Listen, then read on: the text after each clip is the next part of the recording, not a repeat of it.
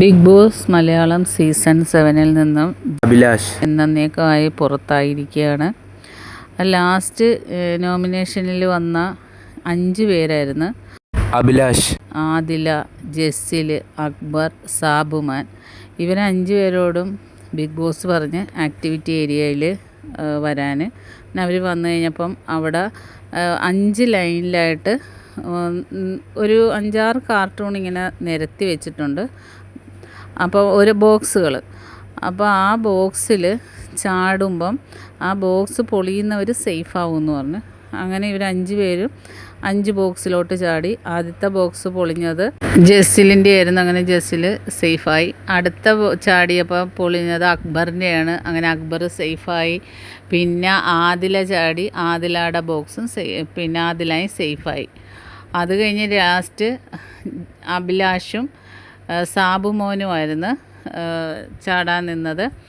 അപ്പം സാബുമോന് ഉണ്ടായിരുന്നു. സാബുമോൻ ഔട്ടാവുമെന്ന് അഭിലാഷിനും അവിടെ വീട്ടിലെ കണ്ടസ്റ്റൻസിനും എല്ലാവർക്കും ഉറപ്പ് സാബുമോൻ പുറത്തു പോകുമെന്നായിരുന്നു. പക്ഷേ ആ ബോക്സിലോട്ട് 2 പേരും ചാടിയപ്പം അഭിലാഷിൻ്റെ ബോക്സ് പൊളിയാതെയും സാബുമോൻ്റെ ബോക്സ് പൊളിയുകയും ചെയ്ത്.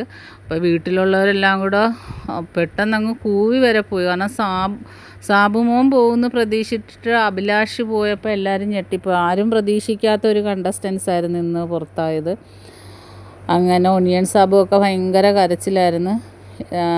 അഭിലാഷും പെട്ടെന്ന് ഇമോഷണലായി ഭയങ്കര എല്ലാവരെയും കെട്ടിപ്പിടിച്ച് കരഞ്ഞ് എല്ലാവരോടും എന്തെങ്കിലും കയ്യിൽ നിന്ന് വന്നിട്ടുള്ള അബദ്ധം പറ്റിയിട്ടുണ്ടെങ്കിൽ ക്ഷമയൊക്കെ ചോദിച്ച് അങ്ങനെ ഒരുപാട് സങ്കടത്തിലാണ് അഭിലാഷ് ഹൗസിൽ നിന്നും പുറത്തായത്. അപ്പോൾ അക്ബർ ചോദിക്കുന്നുണ്ട്, ബിഗ് ബോസ് ടോപ്പ് 5-ൽ എത്തേണ്ട കണ്ടസ്റ്റൻസിനെ ഔട്ടാക്കിയോ? ഇതിലും കളിക്കാത്ത മോശമായ ബിന്നി, സാബുമോനൊക്കെ ഉണ്ടായിട്ട് അഭിലാഷ് എങ്ങനെ ഔട്ടായി എന്നൊക്കെ ചോദിക്കുന്നു സങ്കടത്തിൽ. അങ്ങനെ ഒനിയൻ സാബു ഭയങ്കര കരച്ചിലായിരുന്നു.